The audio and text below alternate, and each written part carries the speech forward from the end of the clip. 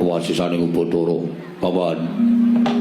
Paman Harya Senguni kaprayogakna anggen jengan kula lenggah wonten ing Datri Negaring Astina Paman Mate Plasa Jenar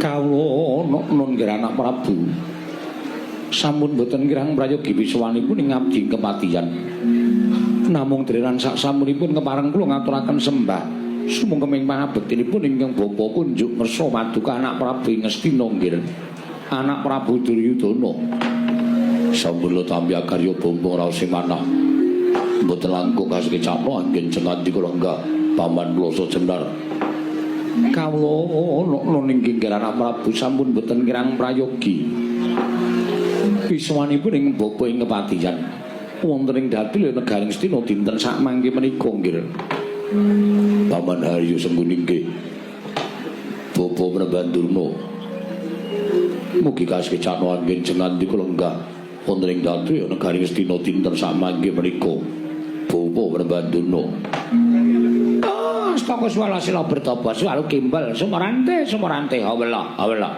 kula nuwun inggih nggih sampun boten kirang prayogi wiswanipun ingkang bapa ing Sukalima wonten ing Datri Negaring Astina namung kepareng ingkang bapa ngaturaken pudya pangastawanipun ingkang bapa kunjuk ngersa paduka anak Prabu ing Astina nggih anak Prabu Duryudana sampun tampi karya bombong raos manah mboten langkung kasekecapno anggen jengan kula lenggah bapa Prabandurna kula nan sampun boten kirang prayogi wiswanipun ingkang bapa ing Sukalima dinten sak mangke menika wonten Negaring Astina nggih anak Prabu Duryudana menapa dene Kakang Prabu Karna ing Awangga mugi kasekecapno anggen jengan kula lenggah ingkang raine diambabaraken wikatos ing pasiwakan Yayi namung estu padha dawuh paduka Yayi Prabu ing Astina namung dalan sasamunipun kemareng kula ngaturaken salam taklimipun ingkang rupa kunjuk ngersa paduka Yayi Prabu kadang kula ing Astina sampun tampi karya bombong raos manah mboten langkung kasekecapno anggen jengan kula lenggah Kakang Prabu Karna ing Awangga kawula nun sampun boten kirang prayogi wiswanipun ingkang rupa ing Awangga wonten Negaring Astina dinten sak mangke menika Yayi karta warma prayogakna wonten ngadeg lho dari sampun boten kirang prayogi Koko Prabu kepareng kula ngaturaken sembah sumangga ing pangabektinipun ingkang rayi kunjuk ngersa paduka Kanjeng Koko Prabu jimat sembahan kula Koko Prabu pengayoman kula Dimas Kartomarma wis tak tampa ora liwat pangestunipun Kakang Pratakna mring kadang ingsun kang bodhang kandung siba jroning Datri Negaring Astina kawula nun menawi sampun paduka dawuhaken badhe kula candhi nggo jimat kula nuwun sewu nggih semung kaget raos manahipun ingkang bapa ing kepatihan karna dinten sak mangke kula nampi timbalanipun paduka anak Prabu supados angarake tata pagelaran wonten ing Datulaya tumunten angrawuhaken sangganing para pinisepuh miwah para nayaka punggawa Negaring Astina kagiatan manahipun ingkang bapa dereng paripurna tumunten paduka sampun kepareng pinarak lenggah madaning Datulaya menapa wonten badhe miwah menapa badhe ingkang dipun ngendikaken dening anak Prabu ing Astina kepareng ingkang bapa nedya ngangrungaken jangga nilingaken karna mastuti sabdata paduka anak Prabu ing Astina nggih anak Prabu Duryudana semanten ugi ingkang bapa ing Sukalima nggih mboten wonten ingkang gumana musik salebeting manahipun ingkang bapa namung tambuh salebeting manahipun ingkang bapa ing Sukalima baya wonten wigatos menapa dene paduka anak Prabu ngawontenaken pasiwakan ingkang benek kaladat ingkang sampun menawi kepareng kawedhane kathah tumunten kababarna nanging menawi ditumraping para kadang sentana monggo kula dherekaken manjing salebeting kedaton pepanggihan catur netra kalawan ingkang bapa ing Sukalima nggih Yayi nadan ingkang roking Awangga semanten ugi kula cemadhong dawuh timbalanipun paduka Yayi Prabu ing Astina kepareng mbah baron ingkang sejati dhateng roking Awangga kula nedya midhangetaken ingkang tetela Yayi Prabu ing Astina hanjrah ingkang muswita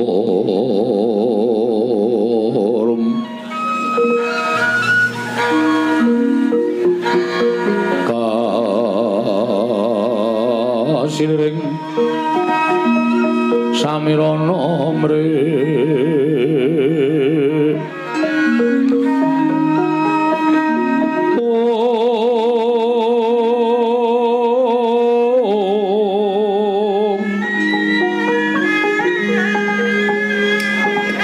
sekar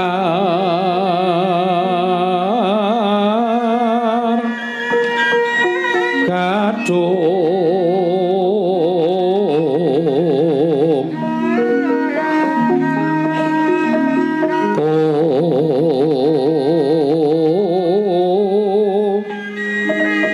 ngake mriku kula boten badhe ngrembak babagan negari Ngastina. Kula boten badhe ngrembak kawula negari Ngastina miwah. Kula boten badhe ngrembak dhateng kawontenanipun ingkang putra piyambak menika babar pisan boten.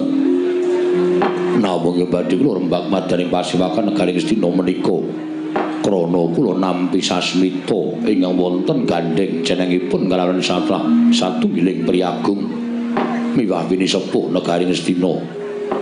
Kula nuwun pangapunten nggih. Mengko suraos kados pundi dene Paduka paring dawuh mekaten teka Paduka badhe ngrembak sasmitaning Jawata ingkang wonten gandeng cenengipun kaliyan kawontenanipun pinisepuh negari Ngastina. Semanten ugi ingkang bapa Sukalima, moga-moga nggih pratambabaraken ingkang sejati langkung cetha pangandika Paduka sinten kula wau kados-kados kula miwaha satunggiling priyagung menika daup asta lumiat madaning negari Ngastina. Tegesipun negari Ngastina menika gadhahi damel inggih menika kajatipun inggih menika pinanganten ing mapan wonten negari Ngastina. Nuwun sewu.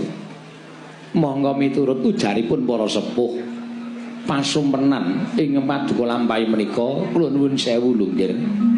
Menika tegesipun awon. Langkung-langkung menawi ngembet wonten salah satunggiling priyagung utawi pinisepuh negari Ngastina. Kula nuwun sewu nggih. Kok malah kuwatos raos sing manahipun ingkang bopeng kepatihan.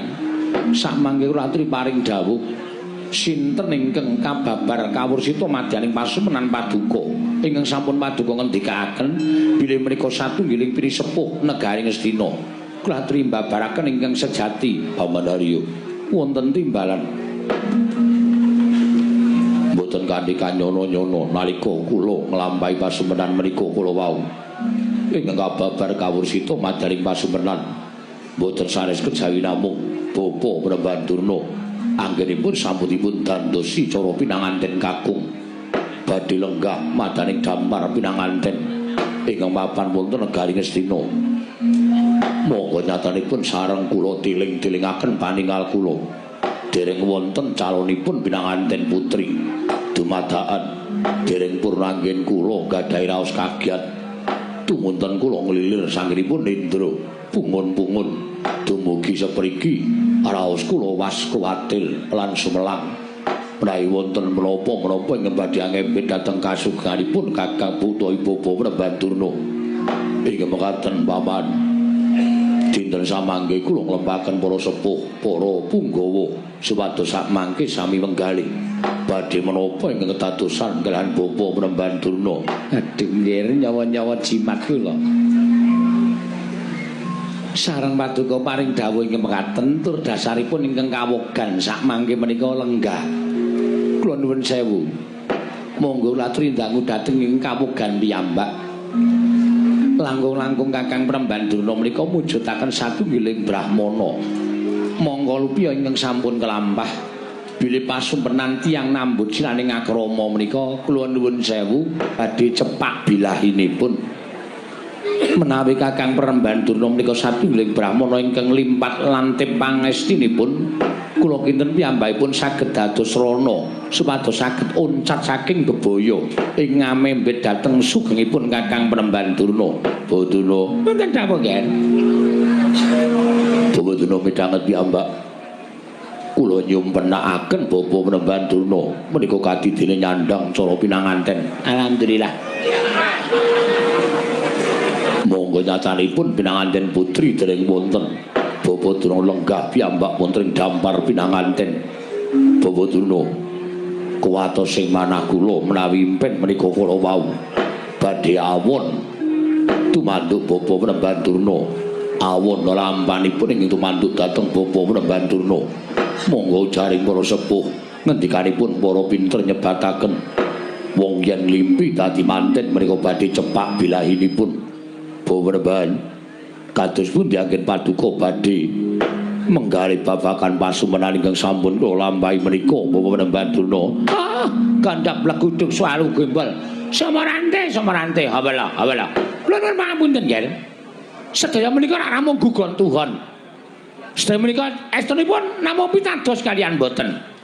Menawi wonten ing sami nyebataken yen to wong ngimpi dadi manten menika bakal teka bilahi. Kula nuwun pangapunten lho, Ger.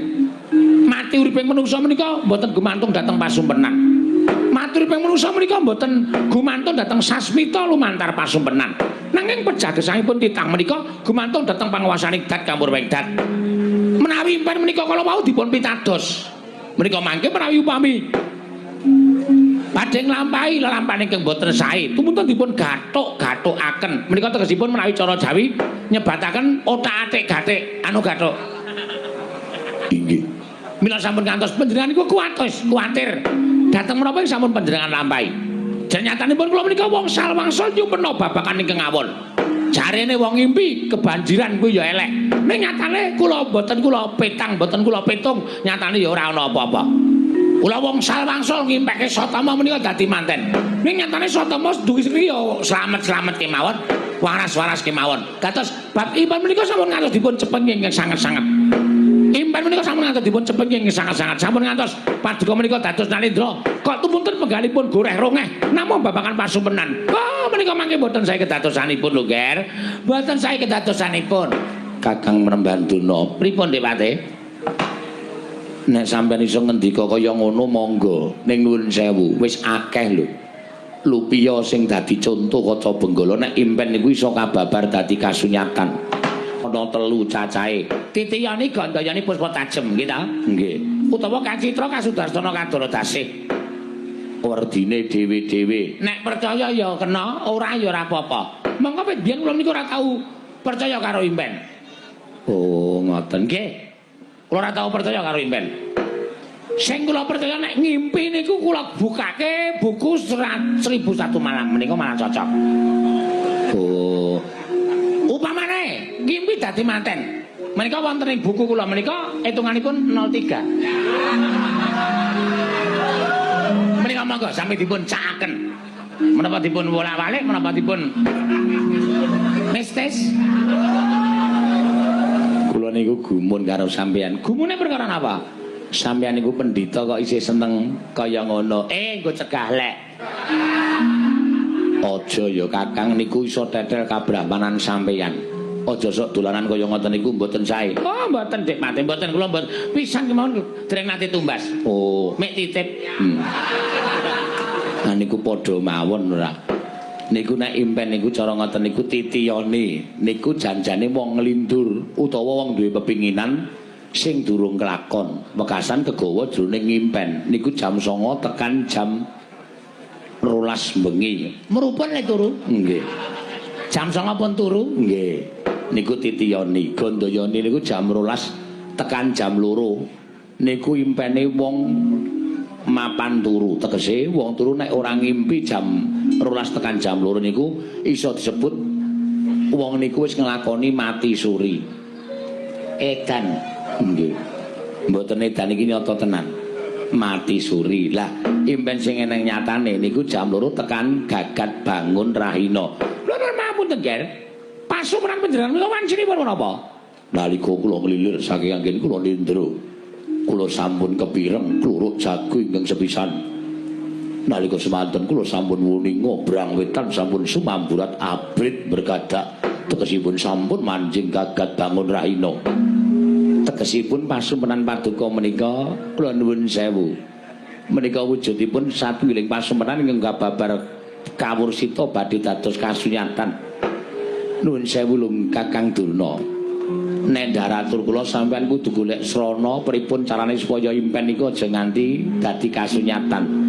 Niki anak Prabu Duryudana ling nganti nganakake pasewakan ming perkara ngrembug impen sing dilakoni dening anak Prabu Ngastina.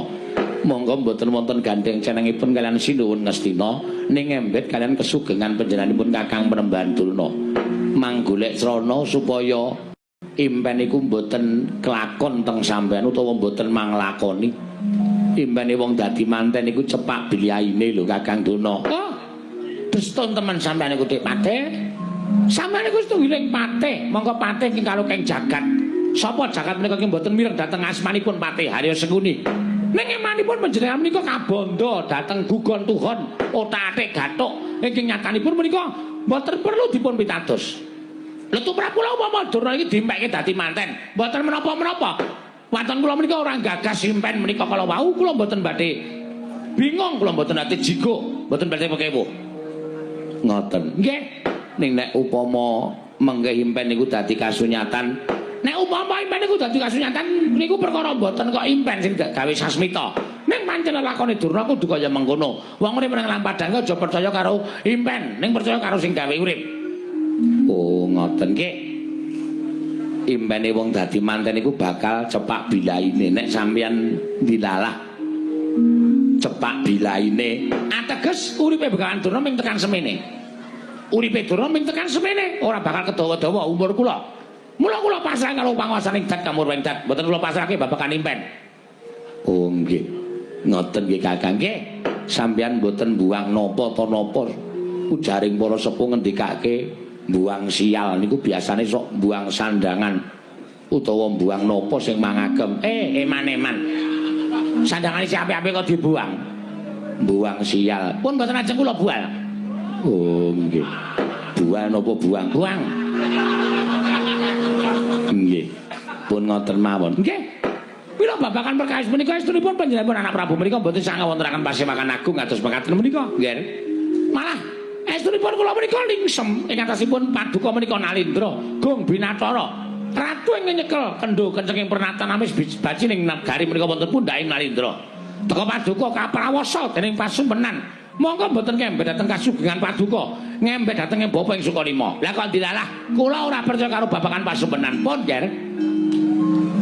Madane pasrakan menika sampun pundhat. Menapa nggih Rembag? Paduka Rembag perkawis Pasumpenan, wondene kula mboten pitados babagan Pasumpenan menika kala wau. Kula ingkang sak menika tumunten sak mangke, Ger. Sampun ngantos dados raosanipun para kawula, raosanipun para nayaka Punggawa. Pasewakan ditersamaken tumunten kabubarna kemawon. Tumunten ingkang Bapa nyuwun wangsul dhateng ing Sukalima badhe ngenam-enam dhateng pangandika paduka anak Prabu Ngastina menika, Nger. Anak Prabu Duryudana. Sikra-sikra yen permana kanca. Sikra ngraken awang sesangga.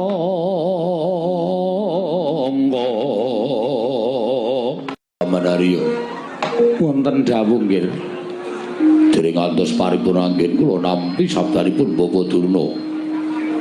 Menika mboten pangling kadi sowanipun Bagong wonten negari Ngastina paman. Lelelele. Adat saben iki sing sowan mesti Petruk. Iki kok Bagong sowan negara Ngastina. Inggih. Mbok menawi Bagong gadah wigatos nggih tumuli katimbalana Durna. Wonten dawuh. Mugi-mugi menika sanes impen ingkang badhe babar dados kasunyatan. Dene sonten-sonten Bagong sampun sowan wonten negari Ngastina. Oh, katimbalana menapa wigatosipun Bagong sowan. Miturut praenanipun Bagong menika sajake kaya wong kesusahan. Kaya wong keserakat. Tumunten kaparingana nggih, kaparingana. Sedasa ewu napa gangsal 12.000. Supados enggal Bagong menika kesah saking Datlaya. Awing atase kene iki nggon papaning para priyagung, papaning para luhur, papaning para nayaka Punggawa, wong sing duwe derajat pangkat. Lah kok dienggo drajikan batur, dienggo drajikan Panakawan. Kakang Durna pripun? Mbok nek ngendika niku sing penak. Mengke nek nganti arep mingsak Bagong nek nganti nesu karo sampeyan malah kriwikan dadi grejekan geguyon dadi tangisan. Giri lusi jalma tan kena kinira. Aja sok kulina ngempukke watu ngatoske banyu. Bagong sowan menika durung karuan jejaluk. Kok malah sampeyan ngarani sing ora-ora. Pamanarya, wonten timbalan gendel anggur biyen. Kula badhe ndangu sowanipun Bagong. Panakawan Bagong. Padha raja sak pratamu Bagong ana ing negara Ngastina. Panakawan Bagong.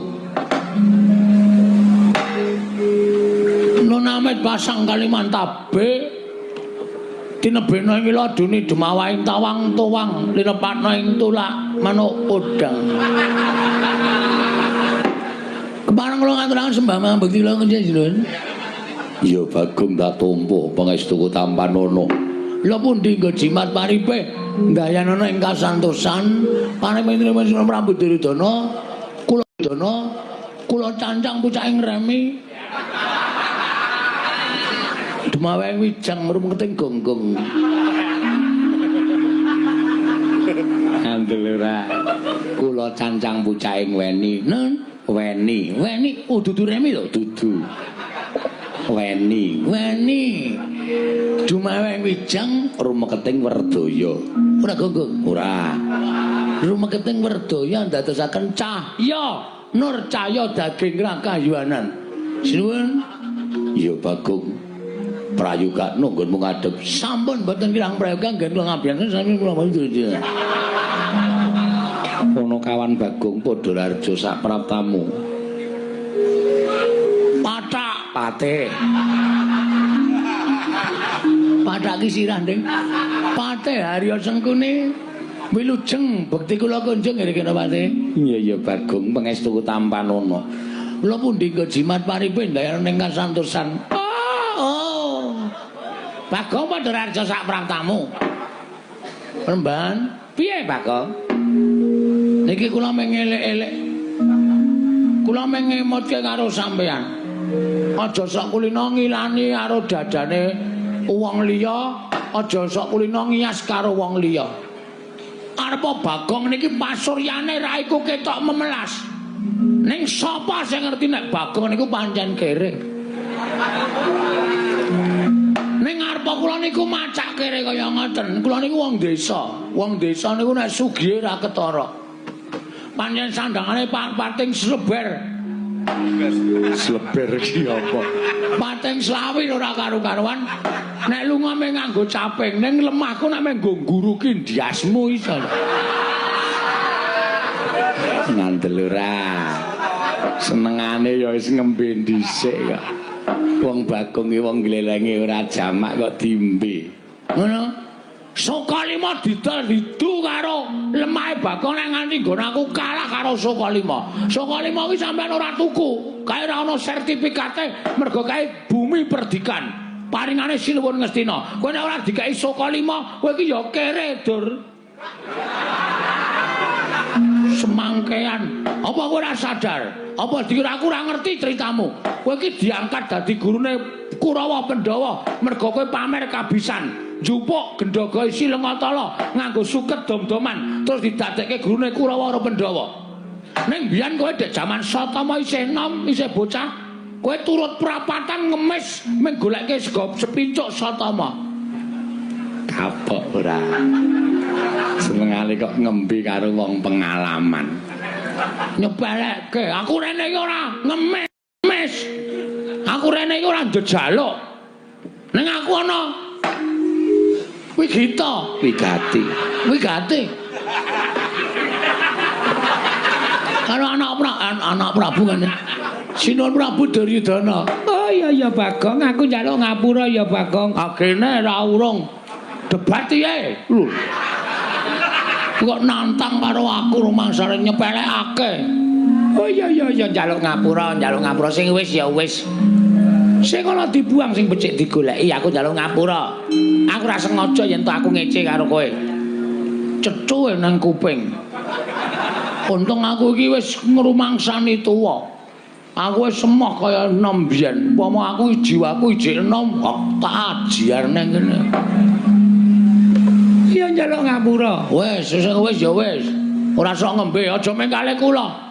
Karo sapa wae iki aja rumangsa sampean duwe derajat, duwe pangkat, aja sampean duwe derajat sing dhuwur, duwe pangkat sing dhuwur, anggere karo wong tok ndak sirahe. Tok sepelekke, aja kaya ngono, Mbah. Ora ndek kanca ngene carane ngono iki. Arepa cantrikmu akeh, arepa sing do suwita siswamu akeh, nek sifatmu kaya ngono kuwi. Cantrikmu lek tresna ya mung mergo kowe duwe ilmu. Nek kon tresna karo awakmu blas ora ana sing tresna. Paham? Iya. Selatak sisa. Bagong Sing sabar. Piye? Ngapunten lali. Ratu kok dipiye? Ya ngapunten panjenengan ya ora supaya lagu-lagian kula to. Iya. Kula niku sok sembrono. Iya, Bagong. Bagong padha raja sapraptamu. Sinuwun Prabu Basukarna. Wilujeng bekti kula konco nggih sinuwun. Iya ya Bagong, tak tampa pangestuku ta manono Bagong. Lho nggih. Oh, kuwi sing ratu ngawangga digdaya sekti kalintang persasat kondange menungsa setengah dewa kadigdayane wekaraku. Bagong, udah raja sapraptamu. Mantra mundur karena wilujeng ya prayogan ya Bagong. Kok kowe kok mangkai 10.000. Kowe tak andani ya, Dur. 10.000 ki nang omahku ki ora ana ajine. Kowe ngerti nek aku dong tengok ning ngarepan. Wong mantuk karo aku 10.000. Meng mantuk tok ngono, aku mantuk langsung tak bandem 10.000. Dadi kok aja ngecek karo aku. Ning nek ngundang Mas Bagong 15.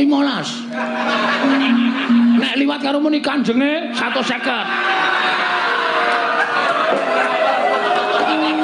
Padake ora, padake cah tipis. Luwih saka tipis. Bono kawan Bagong. Wonten dawuh sinten? Sowan tanpa tinimbalan. Nono. Ana wigati apa? Ingkang sepisan. Kula ngaturaken sembah sumung kemeng pangabekti kula kunjuk. Iya tak tampa. Dungkap angka kalih inggih menika sumene. Caedan. Dungkap angka sing arep tok pangan wae apa? Mboten nonton to? Ora ana. Oh nggih, sumene kaliwati. Ing angka loro sowan kula menika namung boten bedah kalian Sinuwun Prabu Duryudana ning kula niku duwe gegayuhan, duwe pepenginan. Pepenginan apa? Ngaten sinuwun. Sawetawis kula tak crita nggih. Iya, ora dadi ngopo. Mboten kesusu to? Ora. Kula niki kayane urip niku kaya kurang ganep. Ora ganep sebabe. Sebabe kula niku kok ngajan-jane kepengin to sing jeneng wong urip niku ora kudu ngabekti karo wong tuwa. Upamane wong tuwa niku wis ora ana, ya saora-orane anak niku ndongake ana ing pesareane wong tuwa. Iya. Ning kula niki ora iso berbuat seperti ngono. Kula ora iso kaya ngoten niku merga kula niku mboten dong. Bapak kula niku asline sapa? Terus kula niku nuwun sewu nek bapak kula niku isih niku daleme teng pundi nek pun mboten wonten sareane teng pundi kula ajeng ndongake bapak. Kenapa kowe goleki bapakmu teko mapan negara Ngastina? Niki wonten sing aja-aja iku lae. Sing aja-aja iku sapa? Pria bertopeng hitam. Tegese piye? Tegese urung iso tak aturke inisiale sapa. Masih dalam rahasia. Didhawuhi supaya ngopo? Didhawuhi supaya kula niku nyuwun priksa karo pendhita kondang monyor-monyor. Kalau kengrat pendhita sing pancen wis anjayang bawana inggih menika Begawan Durna. Mila kula nyuwun pamunten nggih sinuwun. Sowan kula menika mboten kan betah kalian panjenengan, kula betah nyuwun ngambil Durna sekedhap kemawon. Bakal mbok nggo apa? Durna ajeng kula takoni bapak kula niku sapa? Nek Durna ora iso wangsulan, Durna kula kan minggat saka negara Ngastina. Cocok aku ketoke. Wis nek ora ngono ndak tuman wae. Ndita kok omongane kok marai ati panas. Dipun paringaken kemawon nggih. Nggih. Lah ngaten. Bawa Durna kedah sampun jagung lan pun Bagong. Menika langkung merayogi Bawa Durna. Bawa Durna. Kula wonten dawuh nggih. Bagong sowan betah kalian panjenengan. Lho. Betah kalian kula? Inggih. Wigatosipun. Monggo dipun rembak piyambak. Kula caosi kamardikan Bawa Durna. Durna ina panalingane lumajaring ratri. tinenggak jangganira kapisanan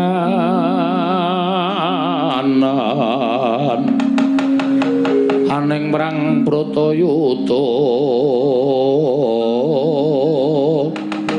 ing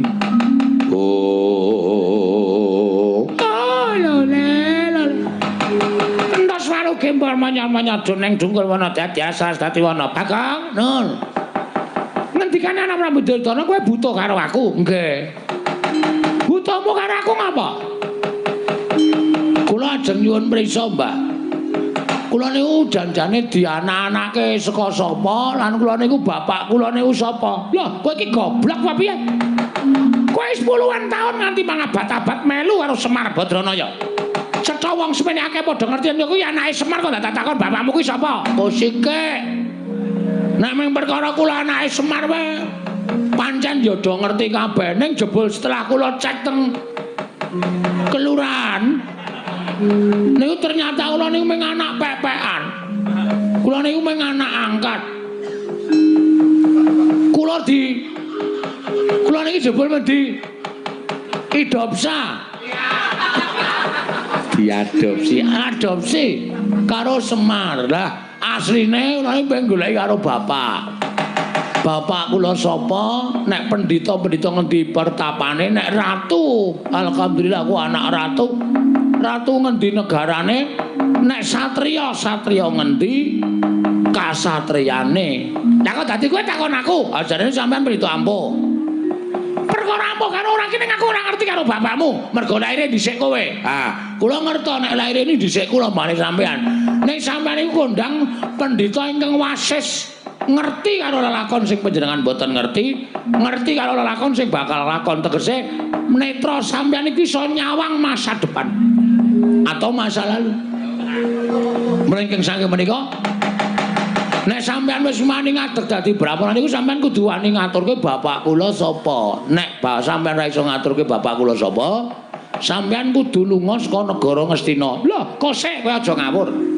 ya kok dadi kowe ngusir karo Begawan Durna pertapan Sukalima saka negara Ngastina iki karepmu piye derajatmu mung batur derajatmu mung ponokawan kok ngusir karo Begawan Durna dasarmu apa lho nek kula omongi dasare sampean mesti mengke kalah nggih napa mboten ayo kakek kandha dasarmu apa Ngastina iki ndak iso apa lho kagungane anak Prabu Duryudana ora penemu sampean mergo sampean dibayar karo anak Prabu terus iki dibayar karo Sunan Prabu Ngastina tumuli sampean ngakoni nek sing duwe Ngastina niku Prabu Duryudana nek janjane ora Mbah Ngastina niku nggone Pandhawa mergo sing dadi ratu sadurunge Pandhawa utawa anak Sinuwun Prabu Duryudana menika inggih menika Prabu Pandhu Pramuka ngawur Prabu Pandhu Dewayana niku Nalendra Ngastina apa ta sebabe kok Sinuwun Prabu Pandhu kok ora maringake negara marang para Pandhawa sap kuwi sebab disingkat dadi sap Prabu Pandhu Dewayana dibanjut karo dewa nalika Prabu Pandhu niku nyuwun ngampil titiyane Sang Hyang Jagadgirinata inggih menika Lembu Andini dienggo titiyane Dewi Madrim dudu Bathik Madrim lho Dewi Madrim nganti Prabu Pandhu sumpah menawi simpulun Sang Hyang Jagadgirinata menika maringaken ngampil Lembu Andini benjang pejah kula sagah manjing wonten ing neraka ngoten niku monggo Prabu Pandhu pun nate nampi sumpahe Kidang Kimindama duk nalika Prabu Pandhu bedak wonten ing alas ana kidang loro lanang wadon arep do piye ora usah tak genake sampean wis ngerti dhewe jaman sampean karo jaran hus melancang ucapmu ayo ngono kuwi lagi do ambus-ambusan jeneng Prabu Pandhu dipanah terus Badar Resi Kimindama nyupata karo Prabu Pandhu ana wong arep sakaron sih ana wong arep saresmi kok tok ganggu Mula kowe iso nek nganti wani campur karo bojomu ing kono bakal tibaning pesti kowe tekaning pati. Sedhe Prabu Pandhu. Aku yen duwe bojo loro. Ra iso digapak-gapake. Nah, Prabu Pandhu tumuli dibanjut dening dewa. Sampune dibanjut merga Pandhawa isih cilik-cilik, Prabu Pandhu tumuli nitipke negara kalian rakanipun nggih menika Prabu Destarata.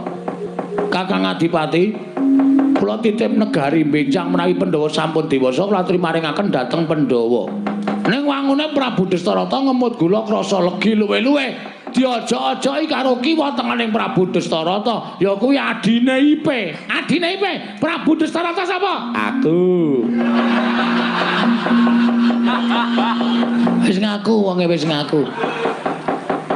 Terus nganti tekan mangsane negara Ngastina dadi darbahe Prabu Destarata nek jane kuwi nggone para Pandhawa. Loh, jaman Prabu Pandhu kaya ming abdi kaya ming batur. Kosek.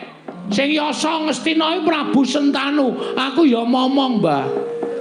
Prabu Sentanu yasa negara Ngastina. Niku nuwun sewu.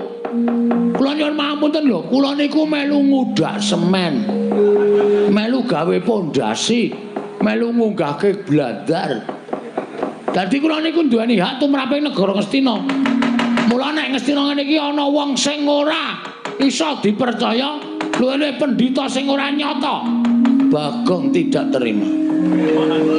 Harus go on. Kleru. Harus out saka negara Ngastina. Kudu lunga saka negara Ngastina. Aku ora mentok Ngastina dilenggahi pendhita sing ming katon suci, jabane ning jerone lecek kaya telek.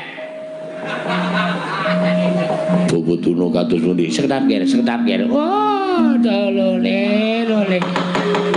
Apa iki numuse ya, Kang? Numuse apa? Impen mau. Hus. Aja disambung rapet karo impen. Ora ana sambung rapet karo pasumenan. Upama ana sambung rapet karo impen apa ya Bagong iki bakal keduga dadi Sonopatine bakalan dono. Oh, ora bakal iso. Bagong ora bakal iso dadi Sonopatine bakalan dono mergo dono kuwi ora bakal iso dipateni dening ponakan Bagong. Sing kandha sapa? Ala istri kowe tak mateni kowe modar kabeh kok. Apa meneh menungso? Pun sampean mang ngomong. Ngerti mboten bapak kula? Oh, Bagong. Yen kowe takon karo bapakmu, sejatine aku ngertine ya mung karo Semar kuwi. Semar kuwi bapakmu, Bagong. Mula nek takon liyane bapakmu liyane Semar kuwi aku ora iso ngandhakake. Sing gedhe pangapuramu. Nah, wis sakniki cetha nek ora iso ngandhakake, ateges sampean kudu lunga saka negara Ngastina. Sampean kudu kesah saka negara Ngastina. Loh, lah kok dadi kowe nunduk karo Begawan Dana? Ah, ora iso pokoke. Gelem ra gelem sampean kudu lunga. Ora gelem lunga saka negara Ngastina aja kelakon dosa. Ngendi kepethuk Dana tendhangi. Hus. Ah, lole panas maning jajaran surtaning bawane iblis sanat. Lah kok dadi kowe kaya ngono, Bagong? Dinengke karo wani karo Begawan Dana. Aku ki ala-ala ki priyagung. Aku ki piyai luhur. Aku ki pujangganing negara Ngastina. Kok mung diwaneni karo kere gedhi bal 17 kaya kowe iki. Kowe iki dinengke malah nyelangkak sak dhuwuring tenggak. Aku ora ngerti karo bapakmu, kowe arep minggat ya sakarepmu, ora ya sakarepmu. Legane atiku.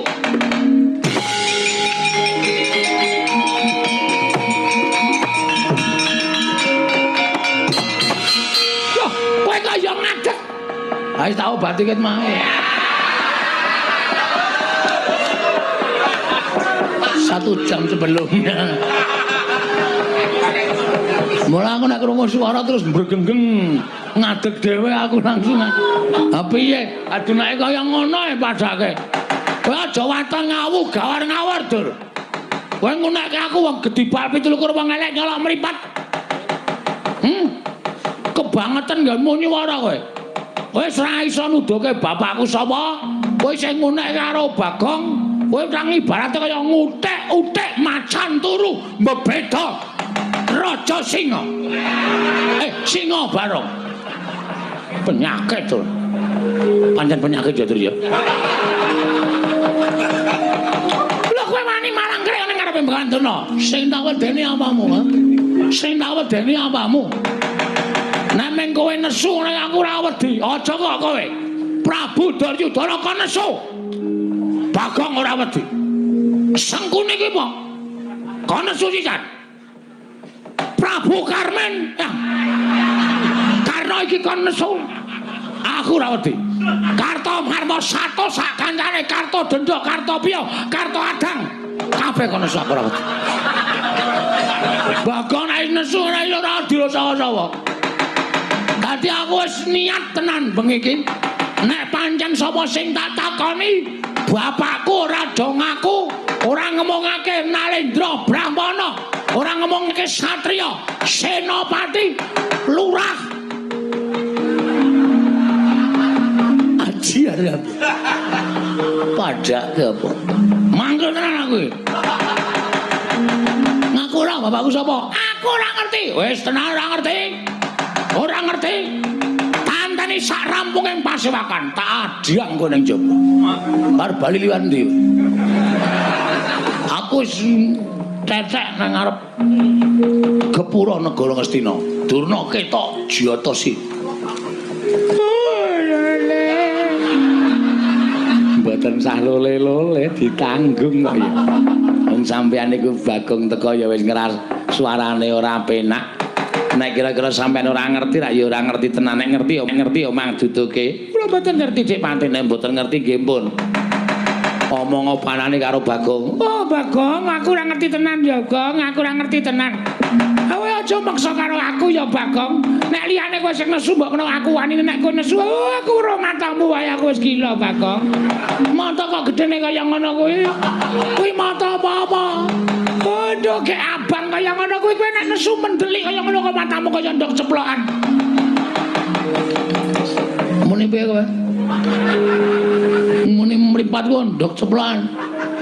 Ora muni tak tambahi brambang tak ajar.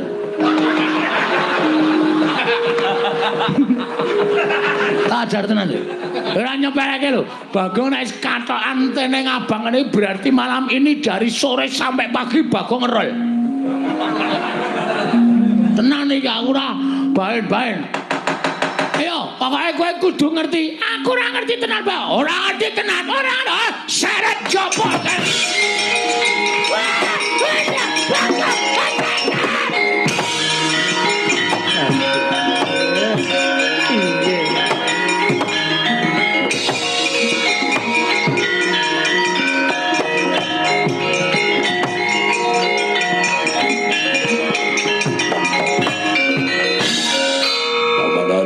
Wonten dawuh nggih. Lah ngaten cetha perlambang keng kula tampi Bawa Durna badhe nandhang kesisahan krana kula nampi perlami tulumantar merganing pasumenan. Inggih. Menika lajeng kados pundi? Kula semanggaken dhateng paduka anak Prabu Ngastina mangkebyake para Sata Kurawa. Kon belani Bapak Durna Bagong dikroyok aja nganti cilik loro gedhe tekaning pati pujangganing negara Ngastina.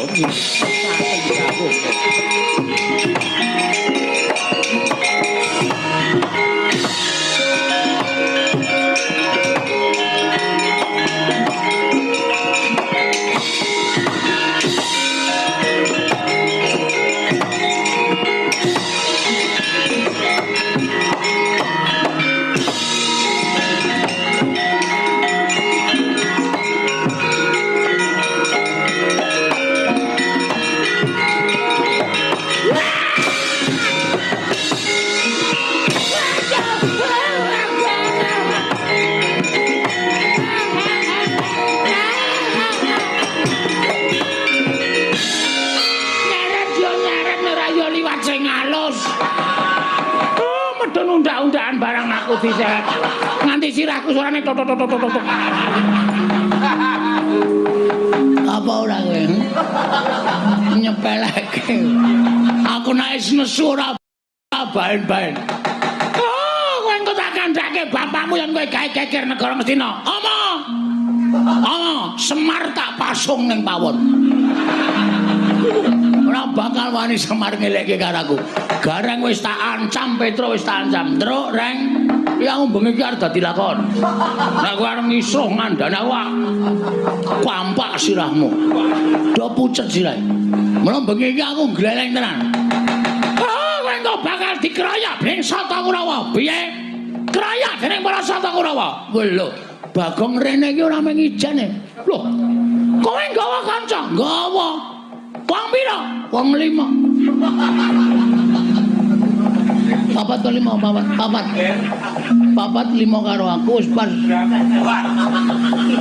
Arep perang par gonggong.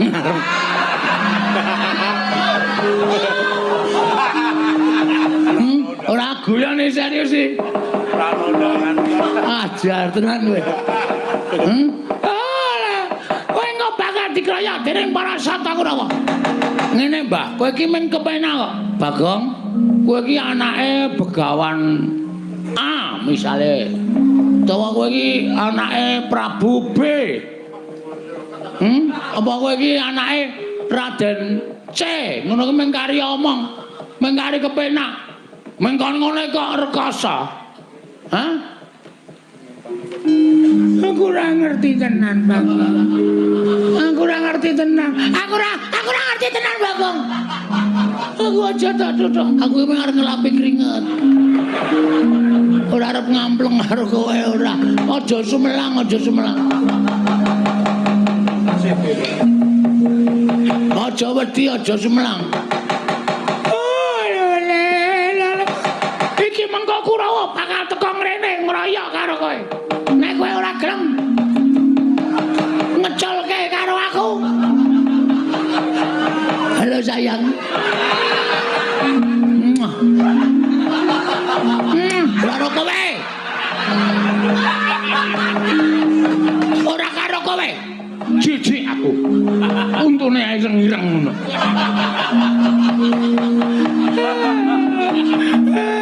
Ayo kowe mawar ngundhake Kurawar ngeroyok aku to saiki Nolea. Nolea sapa? Sapa botoku Nolea?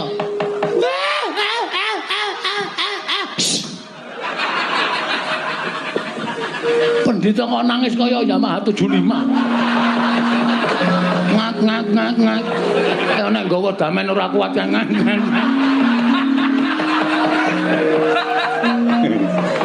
Piye, Kong? Mboten ngerti wonge. Lho, ora ngerti. Mboten ngerti jare pendhita pengan. Mboten ngerti kula kok dadi ora dong niku. Terus kula ngancam nek pancen ora ngerti jauh diajar ya kula seret saking Datraya. Bagus. Mergo sing dadi harapane menungso, kowe takon karo sapa padane menungso, Begawan Durna kuwi saora-orane iki gurune bapak. Bapak kowe satriya pengpengan kowe Suwitara Durna, nek Durna ora weruh gunane apa nggo sandangan cara pendhita? Gunane apa nganggo sandangan cara brahmana? Teteli sandangane. Teteli, turake katoke cawet. Gulake ben ki jepreti. Aduh. Kurang lakone wis mules aduh. Aduh, Bagong, aja ngono ya Bagong. Aja ngono ya Bagong, aku wegah tenan Bagong. Kowe kudu bloko ora boko iki alga Joko wis nang mburi lho. Hati-hati lho. Mas aja diperai. Mas aja diperai. Kaya ana campur sari to, Den. Lah piye ndelok sik ning Durna cekeli. Yo ndelok sik Durna cekeli. Kartomarma. Arep ngopo kowe? Arep nganu ngajar Bagong ora wedi aku. Bali ora kowe. Sesuk ora bali, saiki ora bali. Bali nek wis entuk keterangan karo Begawan Durna, ora entuk keterangan saka Begawan Durna. Kaunana Windarana ora minggir saka pawan kene. Kendara tanganing Kartomarma panggah tayane garing ati.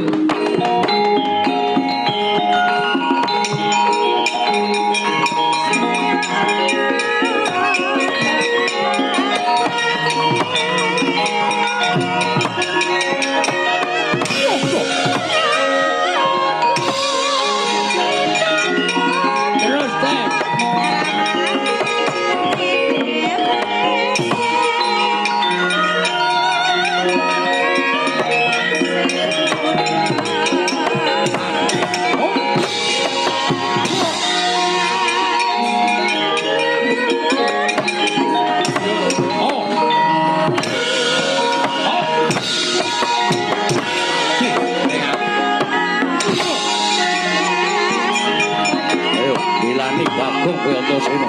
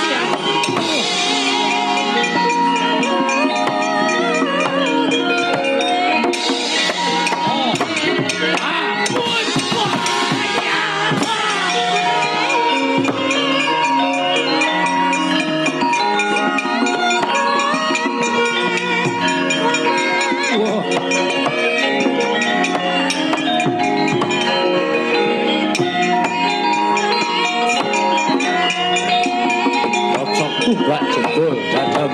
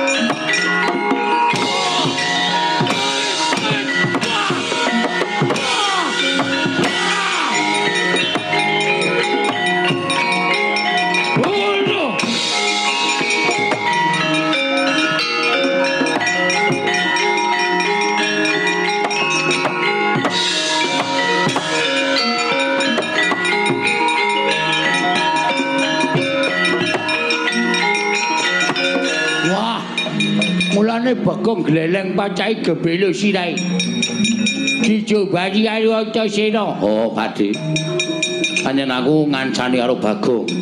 Mergo Bagong ponokawanku kepengin goleki bapane. Antasena piye? Mudula. Bagong tekan ya kricung cara sikile. Arto kapake bojo cari kricung sikile. Kundurna Antasena sik jebal jajamu dibano. Yo. Modal hujan. Hot modal. Iya. Modal we. Hot. Wah.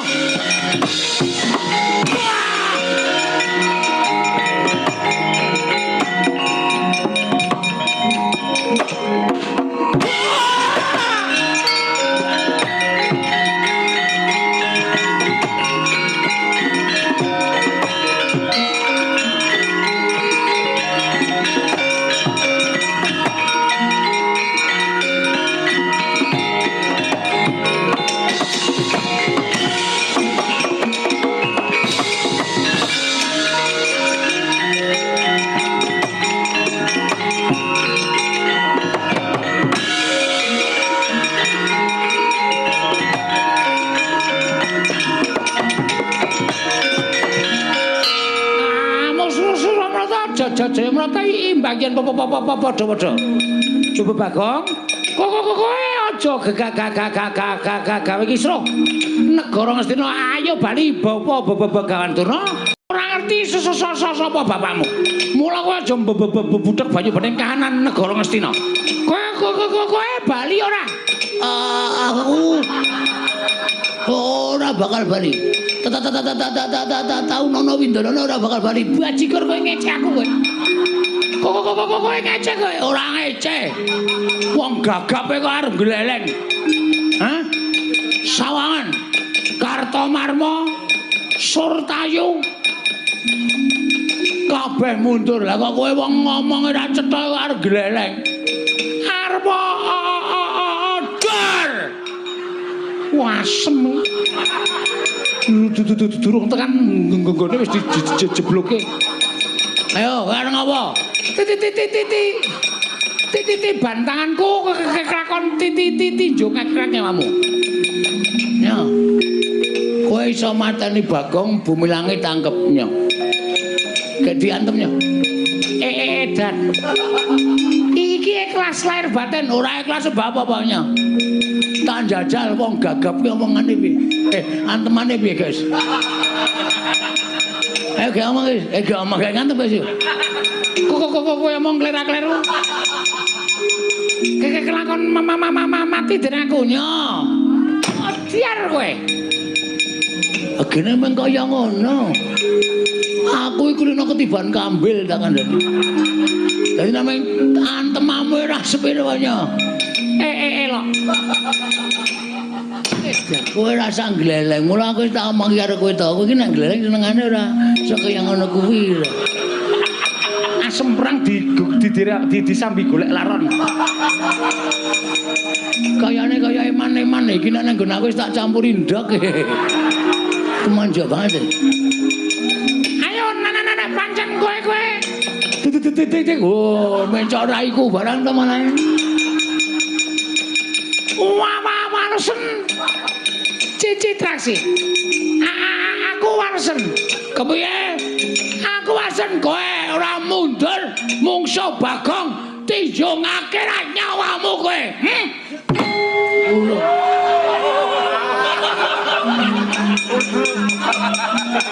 Kapokmu kapan? Penabuh iso tak hapusi. Kowe aja sembrono. Ayo. Gek anon merkane bal. Tenan saiki tenan yakin. Aku ora ngapusi aku yakin iki. Udah aku nanti dihapusi pengrawet cilok aku mati jelek aku.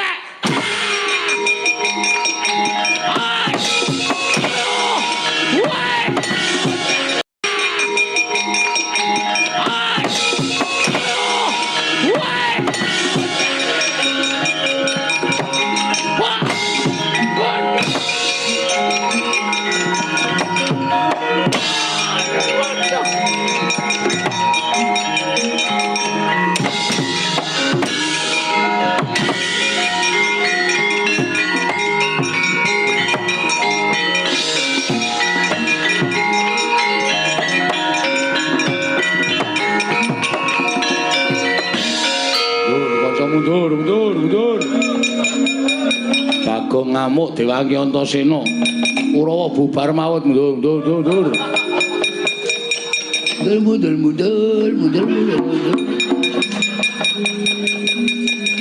Mundur. Citraksi barang ya wis perang. Pun man. Ketemu sapa? Ketemu sedulur. Lagi ketemu Bagong. Mungsuh Bagong kok kalah nek cara aku isin. Nah, kula kok biasa. Ora isin. Isin gone ngendi? Isin iku dienggo mermilang. Bagong sajake bar peguru anyar. Kukul antem sirahe rapopo man. Suarane mak klotak. Kok kaya ngantem bathok klopo. Wonge ngletak. Sing ada memendono matane. Terus kula citrasrat mundur iki merganing patimu bres. Kowe diantem udan. Oh. Wong edan ora candas aku digebuki blus mangkel man. Pun cici loko nek ming musuh padha satriya wae ora masalah. Nek mungsuh wong edan-edan ngoten nika Kurawa kalah isin menang ora kondang. Nggih ta? Heeh. iki sing dadi tok sumbering perkara niku Bapa Penemban Durna. Bapa Durna diwenehke kalih si sapa jenenge Bagong mawon terus mengke pripun supaya ana penyelesaian permasalahan. Iya. Neng nang dudu. Nek nganti niki mengke sampeyan tetep ngetapke para Sasata Kurawa nyemelangi mah. Bapak Bagong nek ngamuk medeni. Pun kula semanggaken. Piye ne? Kancamu piye? Isih ora Kurawa? Nek isih kon maju, kon methuke Bagong. Nek Kurawa entek patihe ngene, uwek-uwek cangkeme. Aku kira melu apa-apa. Aku kira melu peperangan iki. Wis tak anggap melu kowe. Anggere Kurawa isih ngroyok Bagong titenono. Aku nek saya mangkel. Ora kok Kurawa sing tak bondo kabeh. Ning klebu ratu Ngastina melu tak bondo legane ngatiku. Weh, lha dewasa.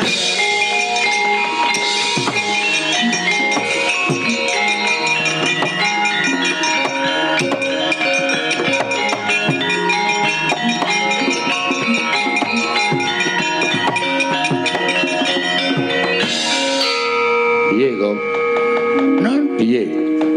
Aniki sing disandra wau malah mlayu. Sapa? Durna. Lah aku ngoyak kowe dilarak karo Pak Dikartomarma. Durna ora ana sing jaga. Mula Durna mlayu. Niku kudu kecekel kudu ditakoni teng pundi bapak kula. Nek ora iso kecekel ngrekoso. Arep takon sapa meneh ora takon Begawan Durna. Terus karemu sampean tanggung jawab iso nyekel Begawan Durna. Tak cekeli. Kowe ngoyak saka kene aku tak ambles kuwi tak methuke saka kono. Siap.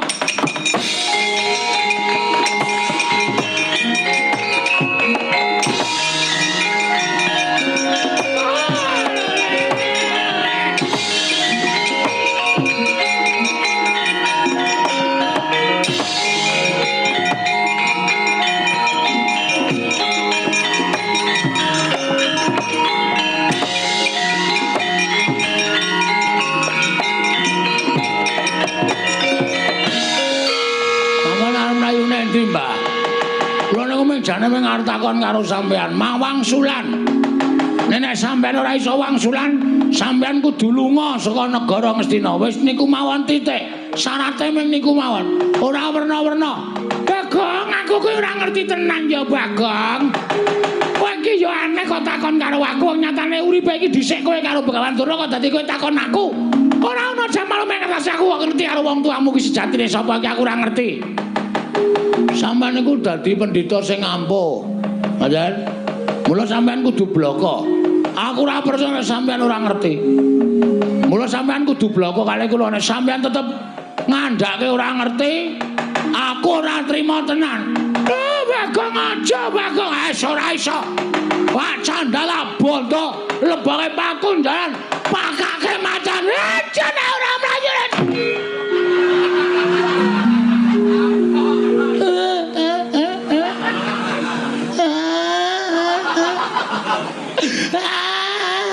Ngopo, Mbak? Bagong, aku minta maaf. Aku njaluk ngapura. Aku ora iso ngandhak kamu, Bagong, aku aja to pilara ya.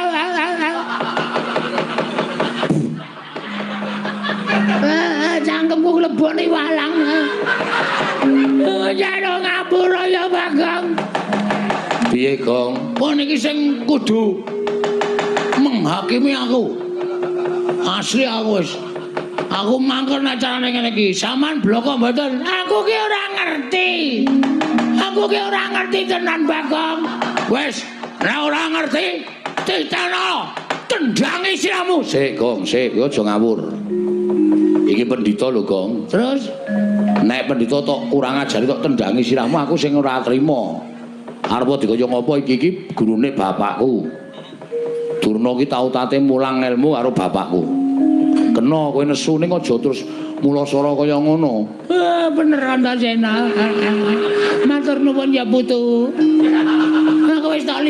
meneng wae tak rembuke sing apik-apik, Mbah.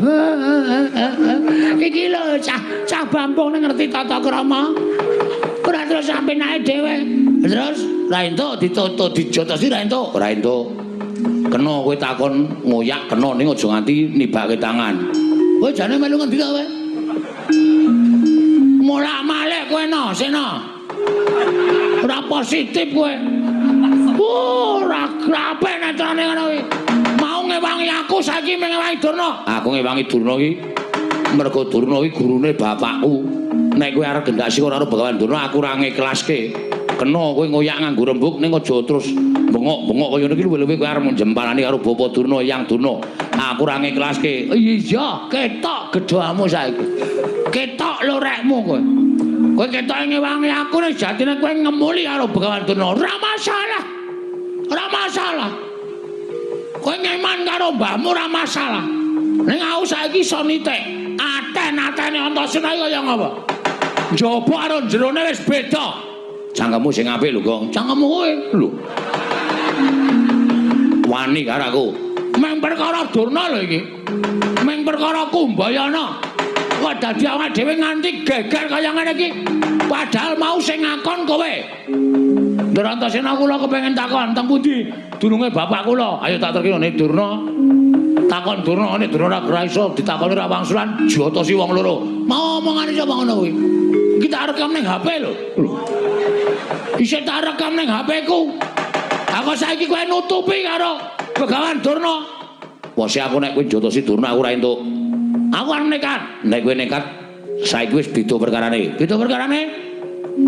Ora aku ngewangi kowe, aku ngewangi Begawan Durna. Ngotar kowe. Arep ngapa kowe? Sepelekke ora. Arep kaya ngene iki akeh wong belani, akeh wong tresna. Mula saiki kowe arep ngapa? Kowe arep bondo arep Begawan Durna? Kowe arep ngrincong sikile Begawan Durna. Ayo, bandanan aku. Konangan putuku Antasena lebur tumpur tanpa dadi. Weh, gleleng iki saiki. Wah, suarane terus kaya nyewa sound system yo. Bengok-bengok sak penake dhewe. Apa dikira aku wedi, Mbak? Dume sampean diwangi Ndara Antasena, aku wedi karo kowe. Gong, kena kandhane ora? Ora. Lho, ora basa. Ora basa ora apa. Aku wis nekat nang ya. Mati nang ora wujude ya. Bangane bali doyak-oyak bang plecek. Wong modar nek kene mbok ya wis.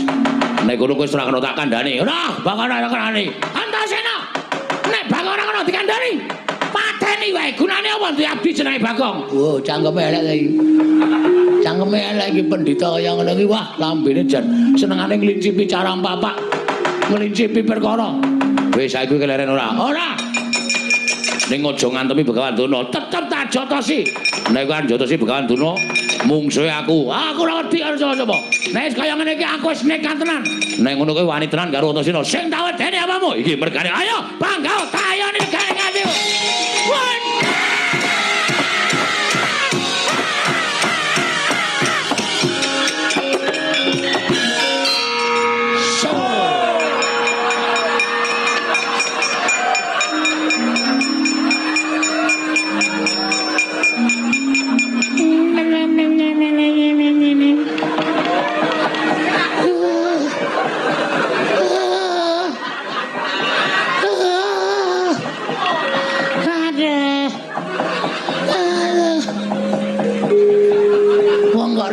Sandiwara.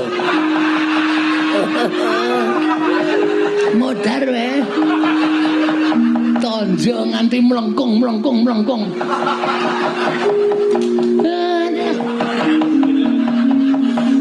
Di pasir. Pripun Kakang Durna? Kula mangga tang, Dek.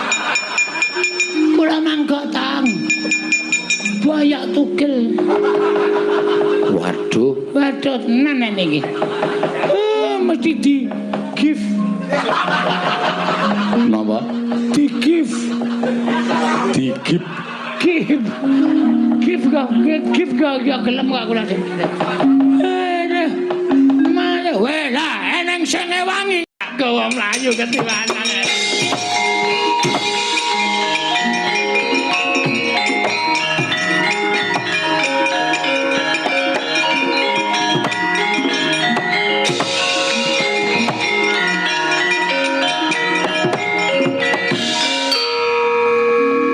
Lho kok ngerti sandiwaraku, Gong? Lho pemain ketoprak. Aku wis paham sampean kedap-kedip mripate. Lha wis oke. Ngejak Brahman iki. Kok durna kok ya ora sadar.